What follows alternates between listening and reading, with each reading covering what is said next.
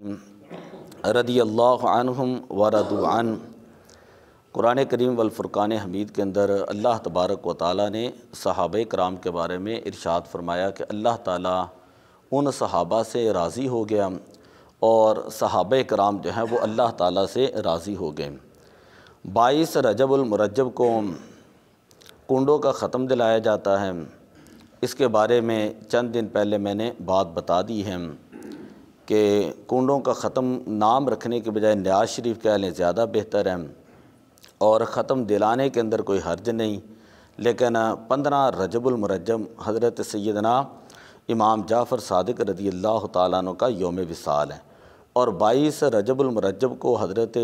سیدنا امیر المومنین حضرت امیر معاویہ رضی اللہ تعالیٰ عنہم ان کا جو ہے وہ یوم وصال ہے۔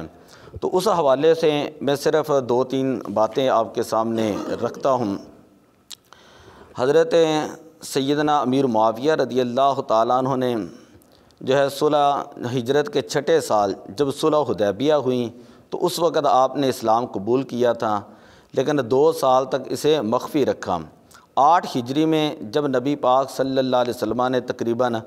10,000 صحابہ کرام کے ہمراہ مکہ فتح فرمایا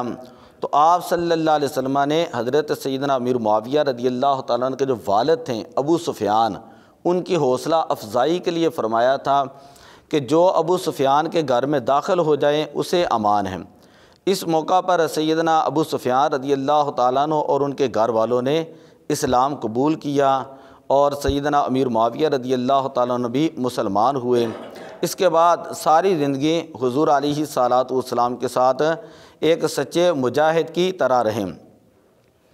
آپ رضی اللہ تعالیٰ عنہ کی ہمشیرہ حضرت سیداتنا ام حبیبہ رضی اللہ تعالیٰ عنہا، یہ ام المومنین ہے، نبی پاک صلی اللہ علیہ وسلم کی بیوی ہیں، زوجہ محترمہ ہیں۔ حضور علیہ الصلوۃ والسلام نے کئی موقع پر آپ کو جو ہے وہ دعا دیں۔ آپ حضور علیہ الصلوۃ والسلام کے کاتب تھے، قرآن پاک بھی لکھا کرتے تھے۔ اسی طرح آپ جو نبی پاک نے کسی کو خط بھیجنے ہوتے ہیں تو وہ خط بھی آپ سے لکھوایا جاتا، یعنی آپ ہی خطوط جو ہے وہ لکھا کرتے تھے۔ حضرت سیدنا عبد الرحمن ابن ابو عمیرہ رضی اللہ تعالیٰ عنہ سے روایت ہے کہ حضور علیہ الصلوۃ والسلام نے اللہ کی بارگاہ میں دعا کی تھی کہ اللہم اجعلہم ہادیا مہدیا واہدی بہم، اے اللہ معاویہ کو ایسا بنا دے کہ خود بھی ہدایت یافتہ ہوں،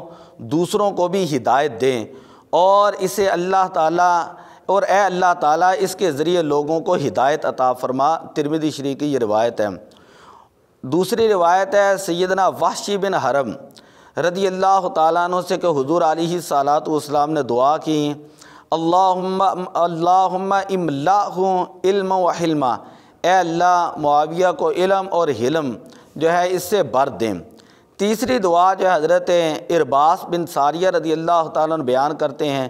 حضور علیہ الصلوۃ والسلام نے ارشاد فرمایا اللہم علم معاویۃ الکتاب والحساب وقیہ العذاب، اے اللہ معاویہ کو حساب و کتاب سکھا دیں اور عذاب سے محفوظ رکھنا۔ آپ جو ہے آپ کو امیر کہا جاتا ہے، آپ کو خلیفہ نہیں کہا جاتا۔ یہ بڑی ایک ڈیٹیل ہے کہ نبی پاک صلی اللہ علیہ وسلم کے وصال کے بعد مختلف فتنے شروع ہوئے تو خلیفہ اول سیدنا ابوبکر صدیق رضی اللہ تعالیٰ عنہ نے تمام فتنوں کا بھرپور مقابلہ کیا۔ دوسرے خلیفہ حضرت سیدنا عمر فاروق رضی اللہ تعالیٰ عنہ کے دور میں جب شام فتح ہوا تو انہوں نے سیدنا امیر معاویہ رضی اللہ تعالیٰ عنہ کے جو بھائی تھے یزید بن ابو سفیان، ان کو شام کا گورنر یا حاکم مقرر کیا۔ حضرت سیدنا امیر معاویہ رضی اللہ تعالیٰ عنہ انتظامی معاملات میں ان کے معاون رہے۔ ان کی وفات کے بعد عمر فاروق رضی اللہ تعالیٰ عنہ نے حضرت سیدنا امیر معاویہ رضی اللہ تعالیٰ عنہ کو شام کا گورنر مقرر کیا۔ حضرت سیدنا عثمان غنی رضی اللہ تعالیٰ عنہ کے 12 سالہ دور خلافت میں بھی آپ شام کے گورنر رہے۔ حضور علیہ الصلوۃ والسلام نے رومی سلطنت کے ایک شہر میں کے بارے میں یہ خوشخبری فرمائی تھی کہ جو اسے فتح کرے گا اللہ تعالیٰ اس کو جنت عطا فرمائے گا۔ یہ شہر دور عثمانی میں حضرت سیدنا امیر معاویہ رضی اللہ تعالیٰ عنہ کی عمارت میں فتح ہوا۔ آگے یہ ہے کہ جس وقت حضرت عثمان غنی رضی اللہ تعالیٰ عنہ شہید ہوئے تو اس وقت حضرت علی المرتضیٰ رضی اللہ تعالیٰ عنہ اور حضرت سیدنا امیر معاویہ رضی اللہ تعالیٰ عنہ کی رائے جو ہے اس بارے میں مختلف تھی کہ آیا ظالموں سے فوراً قصاص لیا جائے گا یا اس کو مؤخر کیا جائے گا۔ خلیفہ رابع حضرت سیدنا علی المرتضیٰ رضی اللہ تعالیٰ عنہ کی رائے یہ تھی کہ حالات بہتر ہونے کے بعد ان سے قصاص لیا جائے، جبکہ حضرت سیدنا امیر معاویہ رضی اللہ تعالیٰ عنہ کی رائے یہ تھی کہ فوری جو ہے وہ قصاص لیا جائے گا۔ چنانچہ حضرت علی المرتضیٰ رضی اللہ تعالیٰ عنہ کے 4 سالہ دور خلافت میں یہ اختلاف باقی رہا۔ حضرت علی المرتضیٰ رضی اللہ تعالیٰ عنہ کی شہادت کے بعد ان کے شہزادے حضرت سیدنا امام حسن مجتبیٰ رضی اللہ تعالیٰ عنہ خلیفہ بنے، اور چند ماہ بعد انہوں نے امت کو جنگ و جدال سے بچانے کے لیے منصب خلافت حضرت سیدنا امیر معاویہ رضی اللہ تعالیٰ عنہ کے سپرد کیا اور ان کی بیعت کر لی۔ حضور علیہ الصلاۃ والسلام نے اس کے بارے میں 30 سال پہلے فرمایا تھا کہ ان ابنی ہادہ، کہ میرا یہ نواسہ یعنی حضرت امام حسن یہ سیدن، یہ سردار ہے، ولعل اللہ، اور اللہ تعالیٰ ان یصلح بہ بین فئتین عظیمتین من المسلمین، اللہ تعالیٰ اس کے ذریعے مسلمانوں کی 2 بڑی جماعتوں کے درمیان صلح کرائے گا۔ اس کے اندر کوئی اختلاف نہیں کہ حضرت سیدنا امیر معاویہ رضی اللہ تعالیٰ عنہ اور حضرت علی المرتضیٰ رضی اللہ تعالیٰ عنہ کے درمیان جو مرتبہ اور مقام اور فضیلت ہے اس کے اندر بہت زیادہ فرق ہے، اس کے اندر تو کسی کا کوئی اختلاف نہیں۔ اعلیٰ حضرت رحمۃ اللہ تعالیٰ علیہ فرماتے ہیں کہ فرق مراتب بے شمار،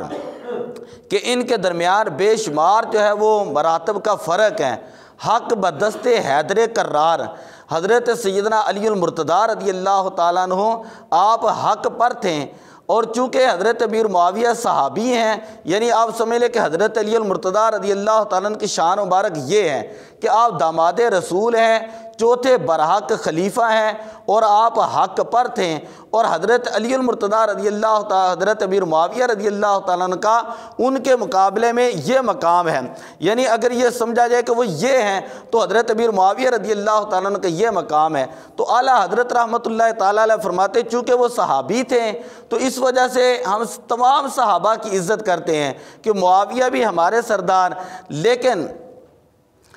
لیکن حضرت امیر معاویہ رضی اللہ تعالیٰ عنہ کی جو حضرت علی المرتضیٰ رضی اللہ تعالیٰ عنہ کے ساتھ جنگ ہوئی ہے، اس جنگ کے اندر جو ہے وہ کون حق پر تھا، کون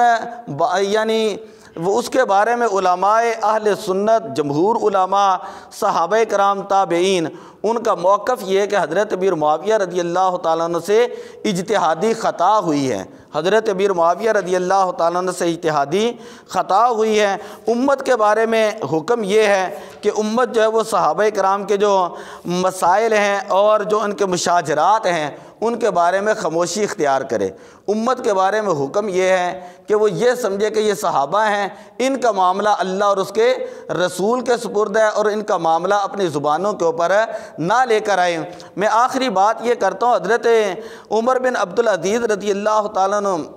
جب آپ حکمران بنے تو ایک شخص نے آ کر کہا کہ آپ کیا کہتے ہیں اس جنگ کے بارے میں؟ حضرت عمر بن عبدالعزیز رحمۃ اللہ تعالیٰ علیہ آپ فرماتے ہیں کہ اللہ تعالیٰ نے مجھے جو ہے اس جنگ سے محفوظ رکھا، ان میں جو خون ہوا اس خون سے محفوظ رکھا، تو اس لیے میں یہ چاہتا ہوں کہ اپنی زبان جو ہے وہ بھی ان کے بارے میں کلمات سے محفوظ رکھوں۔ یعنی صحابہ کرام کے بارے میں جو بھی مشاجرات ہوئے ہیں، جو بھی لڑائیاں ہوئیں، ان کے بارے میں امتی کو حکم یہ ہے کہ وہ سکوت اختیار کریں۔ یہی موقف حضرت امام اعظم ابو حنیفہ رحمۃ اللہ علیہ کا ہے، یہی موقف داتا صاحب رحمۃ اللہ علیہ کا ہے، یہی موقف مجدد الفسانی شاہ ولی اللہ رحمۃ اللہ علیہ، اعلیٰ حضرت رحمۃ اللہ علیہ، بلکہ امام غزالی رحمۃ اللہ تعالیٰ علیہ، ان کے بارے میں بھی یہی جو ہے وہ موقف ہے۔ تو دعا ہے کہ اللہ تبارک و تعالی ہمارے دلوں میں جو ہے وہ حضور علیہ الصلاۃ والسلام کی محبت پیدا فرمائے۔ الصلاۃ والسلام علیک یا رسول اللہ۔